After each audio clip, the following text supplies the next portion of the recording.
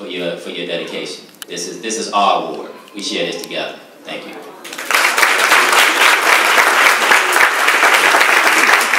As I said, as Christ said, treat them as if they're your own. My daughters. So whatever I bring into school, the lessons, if it's not good enough for them, then don't put it in front of our students.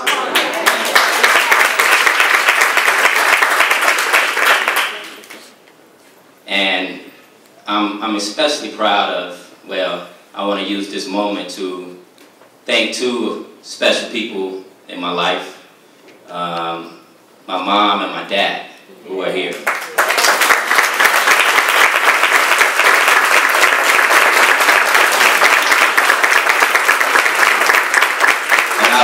I was reminiscing, I actually like cried like every week since I knew I was being nominated for this, because it's truly a blessing.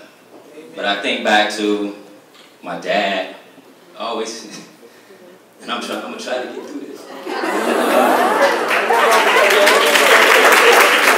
that's why I gotta crack jokes, because I don't want to get emotional. But people gonna climb with this.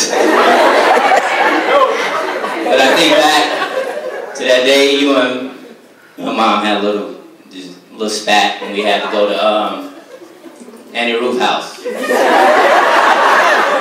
And I remember we was on the porch. Something that always resonates with me is you took me with you and you was like, I want my son. And we've always had that tight bond since then. And then I think back to Mom and Dad. Friday, February 1st, 1991. You all probably don't remember the day, but I do. I will always remember it, because I still have the scars on my hands from when they dragged me by those handcuffs. And they had me, and they said, if your parents don't come get you, you're on that next bus to juvenile. And I think about that day because I was blessed. Not only my father, my mother, but I think Jimmy came too. When y'all pick me up, Jimmy is my father, deceased stepfather. I don't like using the word step, but my father. So you all came, you know, picked me up, and I remember in the bed, I remember y'all face. That's something that I always will never forget. So I remember being in the bed that Saturday morning, all hurting, and all I could think about is y'all face. And I made it a point right then in my life that I would never have that look on y'all face again.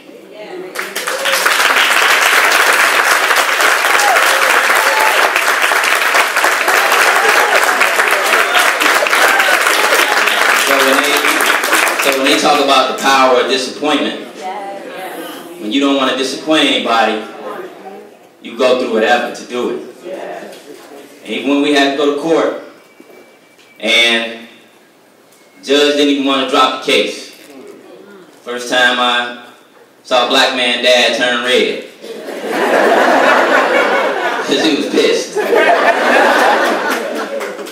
We had to spend extra money for false stuff. So we went back. Case finally got dropped.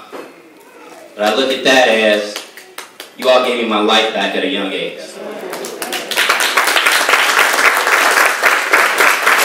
And I never wanted to disappoint you all again. And I never wanted you all to even have to spend a dime on me.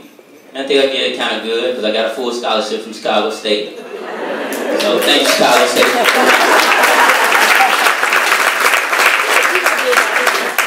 But I just wanted to use this opportunity, you know, if anybody, I can't call everybody names, so I have a lot of supporters here, and I don't want to miss anybody. But I had to say this to my parents, my daughters. I'm nothing without you. And every day that I go in, that I strive. And it's even been times where I remember somebody say, you ain't speak to me. And I said, oh, I'm sorry. And I always use my parents would be disappointed in me.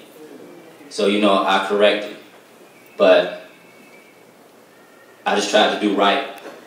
And I thank you all for everything that you did for me.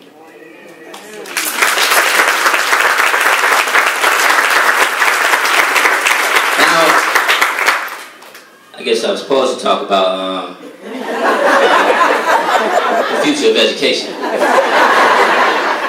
So anybody going into teaching here? Besides Bree? Okay, nobody's going into education? Alright, so I'm going to switch it up then. I'm going to switch it up because, I like to talk to the audience. But bottom line is, on my signature, if we highlight their strengths, their weaknesses will disappear. As a people, we are outstanding. So as a teacher, as a principal, I always try to look at the positive in our kids.